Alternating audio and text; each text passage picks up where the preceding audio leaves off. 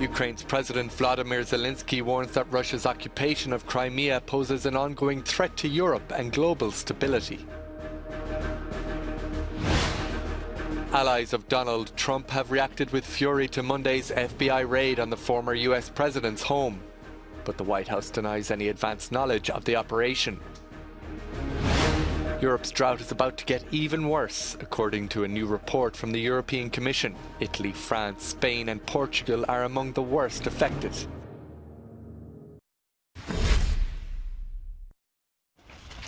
Columns of smoke rise over and around Ukraine's town of Bakhmut, where Russian forces step up their advance into the besieged Donbass region. Donetsk and Luhansk have weathered the worst of the fighting, as Ukrainian forces try to hold off the continued onslaught in the two war-torn regions. Even so, emergency services are still sometimes able to get through and treat the wounded.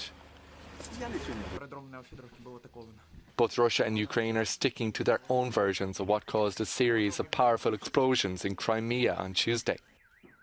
Russia's MOD denies that the Saki base on the Black Sea was shelled and instead claims that the munitions had blown up. But Ukrainian social networks have been abuzz with speculation that it was hit by a Ukrainian-fired long-range missile. If confirmed, it would mark an escalation of the war. Ukraine's President Vladimir Zelenskyy used his nightly address to comment generally on the situation in Crimea, saying there will be no stable and lasting peace in many countries which border the shores of the Mediterranean Sea, as long as Russia is able to use the peninsula as its military base. Ukrainian officials say at least 3 civilians were killed and 23 wounded by Russian shelling in the last 24 hours, including an attack not far from the Russian-occupied Zaporizhzhia nuclear plant. While international fears of a catastrophe grow if shelling doesn't stop, the governor of the region where the plant is situated has reported radiation levels as normal.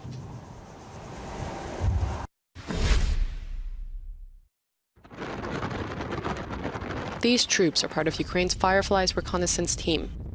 They operate drones to identify the position of Russian forces. The remote-controlled gadgets are playing a crucial role in Ukraine's military operations, particularly in the Mykolaiv region, where Russia's shelling has been escalating in recent weeks.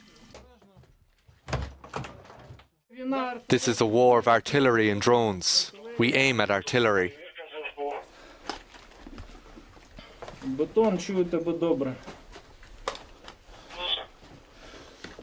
There are a lot of Russians, but we can now shoot very precisely.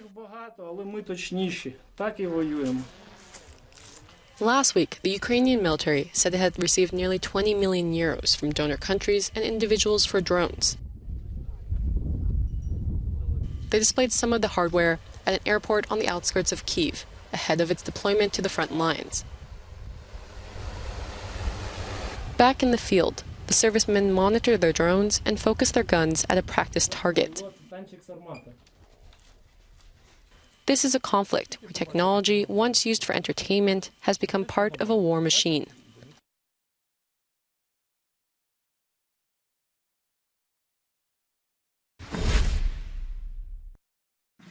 A signature for history. US President Joe Biden has ratified the treaty that would expand NATO to include Sweden and Finland.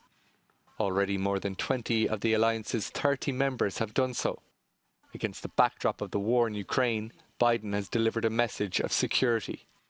And through more than 7 decades it follows, NATO has proved the indispensable alliance committed to Europe whole, free, and at peace. Our alliance is closer than ever. It is more united than ever. And when Finland and Sweden bring the number of allies to 32, we'll be stronger than ever. Stronger than ever. A sentiment shared by Democrats and Republicans in the United States. Last week, the Senate approved NATO enlargement by an overwhelming and rare majority of 95 votes in favour and 1 against. The Republican Party seems to have united around former U.S. President Donald Trump following the unannounced FBI search of his home in Florida. The unprecedented move has caused uproar among his supporters. friends and family members ask me what in the world is going on. Why is the law not being applied equally? You know, friends texting me things like, is the FBI turned into the Gestapo? Trump, who was in New York at the time, has accused the Democrats of weaponizing the justice system. The operation is reportedly linked to an investigation into Trump's handling of classified and sensitive material. The White House denies knowing about the search. Good afternoon, everybody. Hi, Grace. Hi, Peter. We learned, just like the American public did yesterday, and we did not have advance notice of this activity. President Biden has been very clear from before he was elected president and throughout his time in office that the Justice Department conducts its investigations independently. The FBI has not commented on the unprecedented search, which would have required the approval of a federal judge. And it is likely that the head of the FBI, Christopher Wray, who was appointed by Trump 5 years ago, knew about the search before it took place. From the perspective of the FBI and Justice Department, they would argue that they did everything by the book and consistent with the way they approach all investigations, regardless of who the person is. Both Trump's allies and his critics await the reveal of exactly what the Department of Justice found at the former president's home.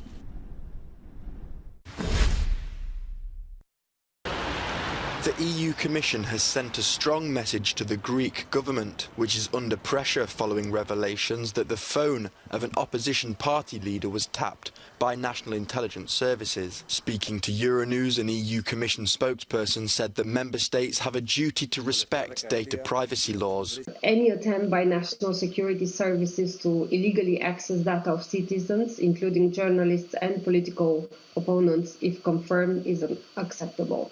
And member states are competent to safeguard their national security, and they must oversee and control their security services to ensure that they fully respect fundamental rights. Also, the investigation of such issues is, of course, the responsibility of each EU member state, and the Commission expects the national authorities to thoroughly examine any such allegation to restore citizens' trust. The scandal broke last week, sparking uproar in the country, with opposition parties dubbing the leak as Prime Minister Kyriakos Mitsotakis' personal Watergate. In the meantime, the Greek Parliament will resume its work earlier than scheduled this month, after the main opposition party, Syriza, requested a plenary discussion on the wiretapping scandal. The request has been accepted by the government.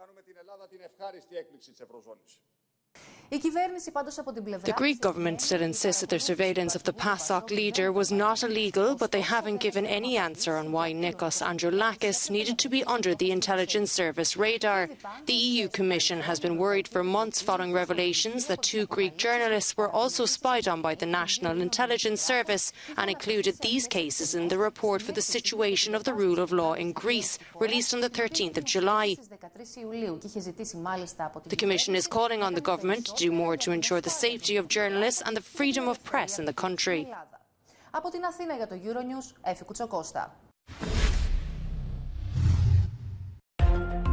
The count is underway in Kenya's presidential election to see who will replace President Uhuru Kenyatta.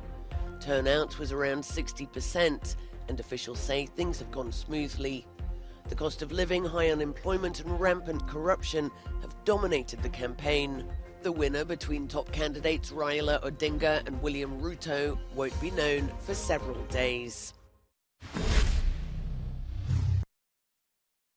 We